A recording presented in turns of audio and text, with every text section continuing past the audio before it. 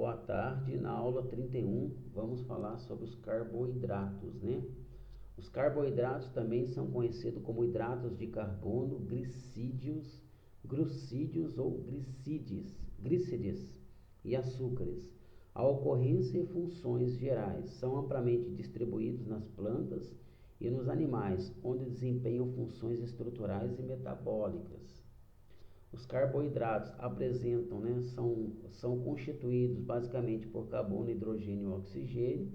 São os elementos químicos que constituem os carboidratos. A fórmula geral é dada por CN, H2, entre parênteses, H2ON, onde N é maior ou igual a 3, né?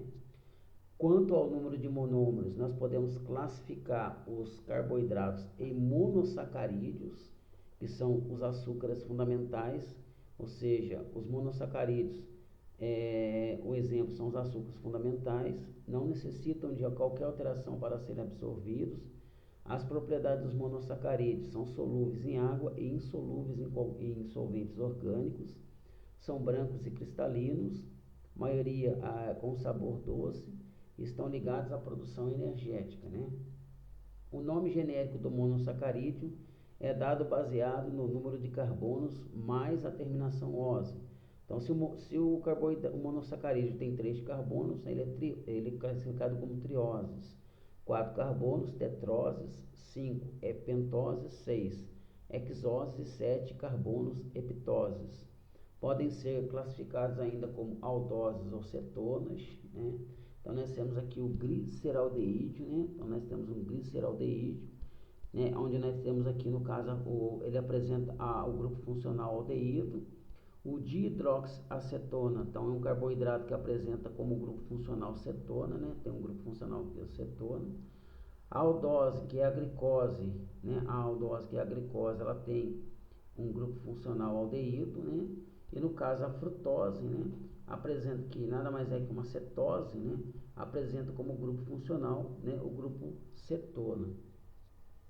A simplificação das fórmulas, né? A fórmula estrutural de uma ose é simplificada da seguinte maneira: como segue aqui as duas estruturas abaixo aqui, conforme segue as duas estruturas abaixo. A cadeia carbônica é substituída por uma linha vertical. Os grupos OH são representados por traços horizontais à direita ou à esquerda da linha vertical. Os átomos de carbono que possuem ligação com 2 hidrogênios das extremidades da cadeia terão um traço maior em ambos os lados. Os grupos aldeídos e cetonas são representados por círculos. O círculo que representa o grupo aldeído é ligado ao início da linha vertical e o que representa o grupo cetona é ligado à linha vertical por 2 traços, conforme nós podemos observar nas figuras abaixo, né? Que representa, no caso, né, a fórmula estrutural da glicose, que é uma aldohexose, né? E a fórmula estrutural da frutose, que representa uma cetohexose, né? Os mais importantes é a glicose ou destrose, né? É a forma de açúcar que circula no sangue e que se oxida para fornecer energia. No metabolismo humano, todos os tipos de açúcar se transformam em glicose. É encontrado no milho, na uva e outras frutas e vegetais, né? Frutose ou levulose é o açúcar das frutas. A galactose faz parte da lactose, é o açúcar do leite, né? A oxidação dos carboidratos, né? A oxidação do açúcar fornece energia para a realização dos processos vitais dos organismos, né? A oxidação completa gera, no caso, CO2 e água. Cada grama fornece aproximadamente 4 quilocalorias, independente da fonte. O oposto desta oxidação é o que ocorre na fotossíntese, né? Como nós podemos observar aqui na figura, né? A oxidação da glicose, ou seja, na fotossíntese que ocorre nas células vegetais, né? O que acontece? Elas geram o quê? Elas vão gerar glicose e CO2, né? Então, gera, no caso, glicose. A glicose, né, é consumida pelas células vegetais, no caso a glicose, ela é consumida pelas células vegetais, né, gerando o que nesse caso? Gerando, é consumida pelas células vegetais, sofrendo o processo de oxidação nas células vegetais, gerando água, CO2 e energia, né, que é essencial ao corpo humano, né? Os disacarídeos são combinações de açúcares simples que, por hidrólise, formam duas moléculas de monossacarídeos iguais ou diferentes. Então nós temos aqui nessa tabela alguns disacarídeos, suas composições e a fonte, onde elas são encontradas, né? Por exemplo, a maltose é uma composição, né? Ela é constituída por moléculas de glicose, por duas moléculas de glicose, é encontrado nos cereais. A sacarose é a combinação de uma molécula de glicose com uma de frutose, encontrado na cana-de-açúcar. A lactose é a combinação da glicose com a galactose e é encontrado no leite, né?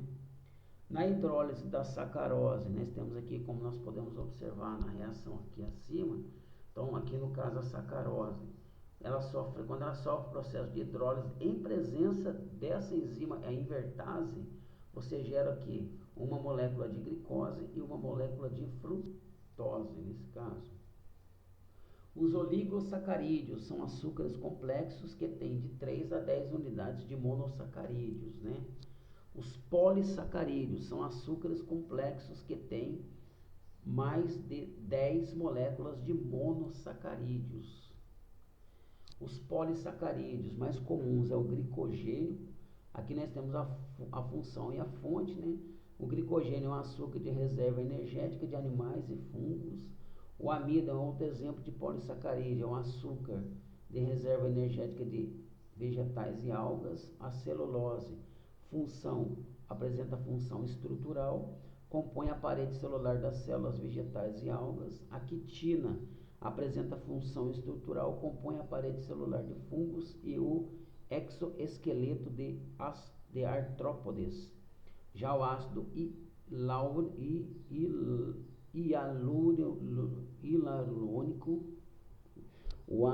hialurônico,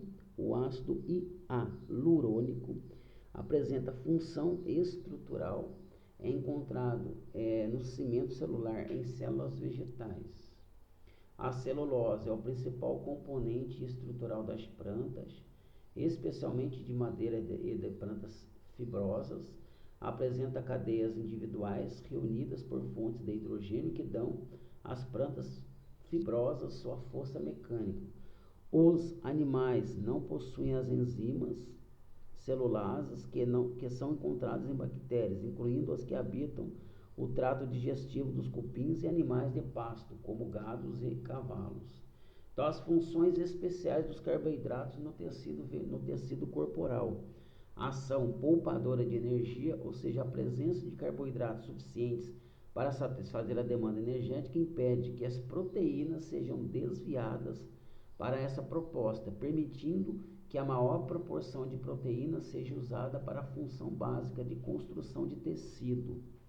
O efeito anticetogênico. A quantidade de carboidrato presente determina como as gorduras poderiam ser quebradas para suprir uma fonte de energia imediata, desta forma afetando a formação e disposição das cetonas. Coração. O glicogênio é uma importante fonte emergencial de energia contrátil. O sistema nervoso central. O cérebro não armazena glicose, dessa maneira depende minuto a minuto de um suprimento de glicose sanguínea. Uma interrupção prolongada glicêmica pode causar danos irreversíveis ao cérebro. Digestão na boca, né? A saliva contém uma enzima que hidrolisa o amido, a chamada amilase salivar, a pitialina, que secretada pelas glândulas parótidas. A amilase salivar consegue hidrolisar apenas de 3 a 5% do total, pois age em um curto período de tempo, liberando destrinas, forma de maltose e isomaltose.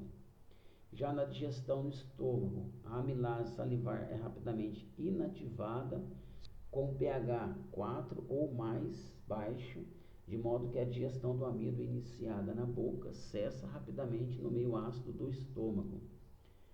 Digestão no intestino.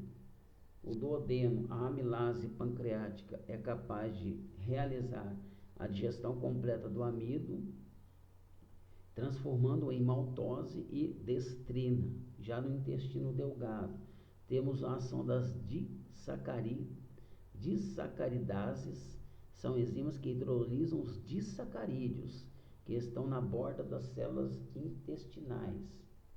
As curiosidades, na rapadura encontramos 90% de carboidratos, sendo 80% de sacarose. Os carboidratos da nossa digestão são oriundos de alimentos de origem vegetal, a exceção é a lactose, proveniente do leite e seus derivados. Mais da metade do carbono orgânico do planeta está armazenado em apenas 2 células de carboidratos, o amido e a celulose. Os carboidratos representam as primeiras substâncias orgânicas formadas na natureza, graças à fotossíntese das plantas e à quimiossíntese das bactérias. Então, como nós podemos observar na equação aí simplificada. Então, reação da água com o CO2 em presença da luz solar, você tem a formação aqui no caso dos carboidratos mais oxigênio, então forma glicose, entre outros carboidratos. A carência, a falta de carboidrato no organismo manifesta-se por sintomas de fraqueza, tremores, mãos frias, nervosismo e tonturas, o que pode levar até ao desmaio. É o que acontece no jejum prolongado. A carência leva o organismo a utilizar-se das gorduras e reservas do tecido adiposo para fornecimento de energia, o que provoca o emagrecimento. O excesso de carboidratos, quando em excesso no organismo, transforma-se em gordura e ficam acumulados nos adipósitos, podendo causar obesidade e arteriosclerose, aumento de triglicerídeos sanguíneos. Glicemia é a taxa de glicose no sangue, varia em função da nossa alimentação e nossa atividade. Uma pessoa em situação de equilíbrio glicêmico ou homeostase possui uma glicemia que varia, em geral, de 80 a 110 miligramas por decilitro. Segundo recente sugestão da Associação Americana de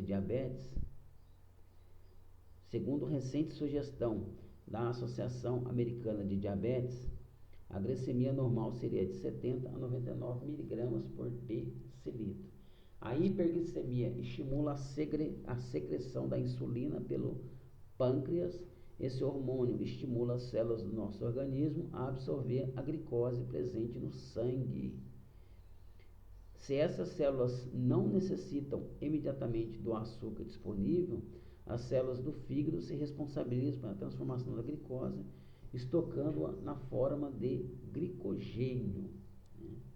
Então, as diabetes. Quando o pâncreas para de fabricar a insulina, o organismo não consegue utilizá-la de forma eficiente, a glicose fica circulando na corrente sanguínea, gerando a hiperglicemia e levando a uma doença conhecida como diabetes. Glicemia baixa estimula o pâncreas a secretar outro hormônio, o glucagon. O fígado transforma o glicogênio em glicose e libera a glicose no sangue. A glicemia retorna, então, ao valor de referência. Então, as atividades propostas, sobre lipídios, páginas 28, 29, 30, 31 e 33, para construir, página 28, 29 e 31, para praticar, páginas 29 e 32, para aprimorar, páginas 29, 30 e 33. E também atividades sobre carboidratos, páginas 38, 39, 40, 47, 48 e 49, para construir, páginas 38 e 47, para praticar, páginas 39 e 48, e para aprimorar, páginas 39, 40 e 43.